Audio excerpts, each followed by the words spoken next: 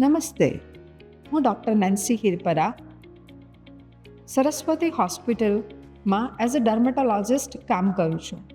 આજે આપણે વાત કરવા જઈ રહ્યા છીએ ખરજવા વિશે, એટલે કે એક્ઝિમા. સમાજમાં ખરજવા વિશે ઘણી બધી ગેરમાન્યતાઓ પ્રવર્તે છે, જેમ કે ખરજવું એકવાર થયા પછી મટતું નથી, એ ચેપી છે, એક વ્યક્તિથી બીજા વ્યક્તિમાં પ્રસરે છે અથવા તો વારસાગત છે, જે બધું જ સાચું નથી. તો આજે આપણે ખરજવા વિશે થોડી માહિતી મેળવીએ.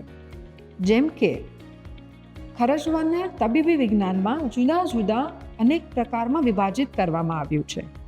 સામાન્ય રીતે બાળકોમાં અને વૃદ્ધોમાં આપણને એટોપિક એક્ઝિમા જોવા મળતું હોય છે, જે ડ્રાય સ્કિનના લીધે થાય છે અને એ એલર્જીક ટાઈપનું ખરજવું છે.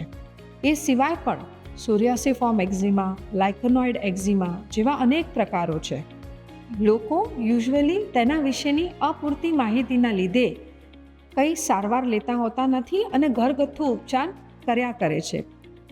તો જે લોકોને ખરજવું છે એ લોકોને યુઝ્યુઅલી ડ્રાય સ્કિન હોવાના લીધે શિયાળામાં વધતું હોય છે.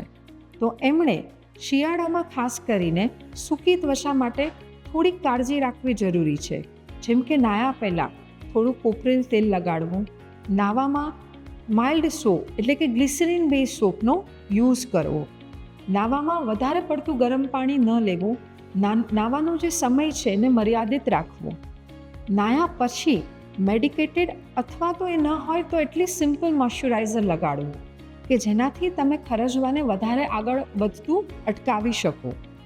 આ સિવાય તમારે તમારા ત્વચા રોગ વિશેષજ્ઞને મળી તમારા ખરજવાના પ્રકાર વિશે જાણકારી મેળવી એની યોગ્ય સારવાર કરાવવી જોઈએ. એની પૂરતી જાણકારી અને પ્રોપર સારવારથી તમે તમારા ખરજવાથી રાહત મેળવી શકો છો. આભાર.